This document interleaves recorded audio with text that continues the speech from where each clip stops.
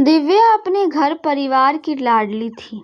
स्वाभाविक है उस लाड दुलार से वह शरारती भी बन चुकी थी। हमारे मोहल्ले के लगभग सभी परिचितों के घर में भी आंटी चाचियों के बीच खूब मस्ती करती थी।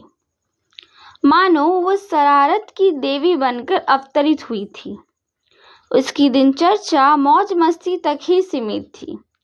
सबकी लाडली दिव्या अभी 14 बरस की ही हो चली थी, मगर पढ़ने लिखने से उनकी सदा ही नहीं बनती थी। घर में उसके सबसे सच्चे मित्र दादाजी ही थे। जो कुछ पढ़ा सीखा वो दादाजी की बातें ही थी।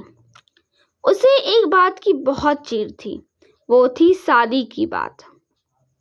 मगर दादाजी को यही बात बहुत भाती थी। वे अक्सर दिव्या के सामने शादी की बात करते थे, जिससे वह इतनी नाराज हो जाती थी जैसे आज ही उसके फेरे हैं।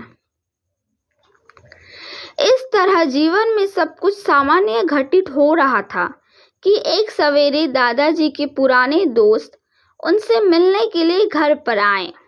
दिव्या भी घर पर थी।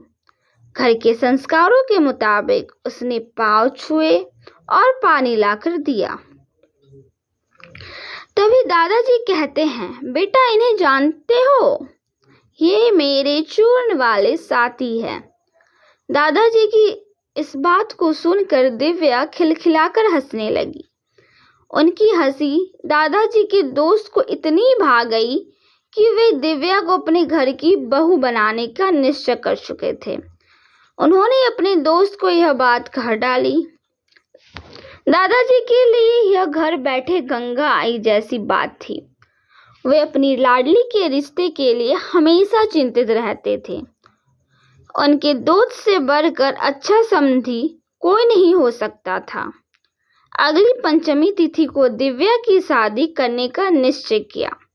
जब यह बात उसके कानों में पड़ी तो वह रोए जा रही थी, मानो उसके प्रिय दादाजी ही उसे घर छुड़वाने पर तुले हैं। इस सबसे आस घर वालों को भी थी। दिव्या भी इतनी समझ तो गई थी कि शादी का मतलब अपने घर को छोड़कर सदैव के लिए पति के घर रहना पड़ेगा। इस तरह दोनों की शादी बड़ी धूमधाम से हुई। शादी के बाद पति पत्नी पहली बार मिले और अगले दिन दिव्या के पिता बेटी को लाने के लिए आए। इस तरह गृहस्थ जीवन चलता रहा। दिव्या कभी अपने ससुराल तो कभी मायके आती जाती और जिंदगी चल रही थी। दिव्या और उसके पति के बीच अक्सर बच्चों की तरह कहासुनी होती रहती थी। एक दिन दोनों झगड़कर एक दूसरे से रूठे बैठे थे कि दिव्या के पिताजी उसे लाने आ गए। दिव्या अपने मायके जाते हुए पति से कहने लगी, अब कभी ना आऊंगी आपके घर। थोड़ा नाराज पति कहता है, तो मत आना जब तक ना बुलाऊं। दिव्या जवाब देती है, तो मुझे क्या पता चलेगा कि आपने बुलाया है। पति कहता है, जब कभी तुम्हें कोरा कागज दिख जाए तो समझ लेना मेरा बुलावा है। इस तरह सभी घर वालों के साथ दिव्या कुछ वक्त अच्छे से व्यतीत होता है। जब कोई उससे उनके पति के बारे में पूछता है तो वह कहती है, अच्छे हैं मगर थोड़े बुद्धू हैं। यह सुनकर सब हंस पड़ते थे।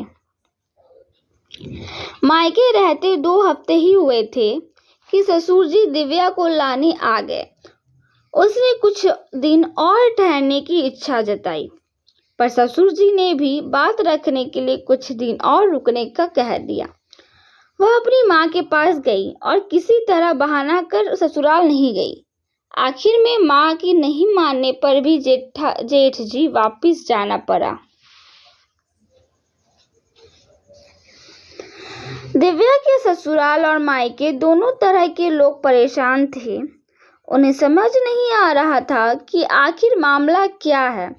दिव्या क्यों नहीं अपने ससुराल जाती है। माता पिता भाई सभी ने खूब समझाने के यत्न किए, मगर वह किसी की भी सुनने को तैयार नहीं थी। ससुराल में जब दिव्या के ना आने की चर्चा बढ़ने लगी तो दिव्या के पति ने स्वयं ही कोरे कागज वाली कहानी सभी को बता दी। बस फिर क्या था, दिव्या के ससुर जी अगले ही दिन एक कोरा कागज लेकर दिव्या को लेने आ गए। उसी भी कागज का इंतजार था। वो कागज को देखते ही उसने अपनी पति का नाम लिखकर अपना सामान बांधकर अगले दिन अपने ससुर जी के साथ पति के घर चली गई। दिव्या का पति इस घटना से बेहद मर्मज्ञ हो चुका था।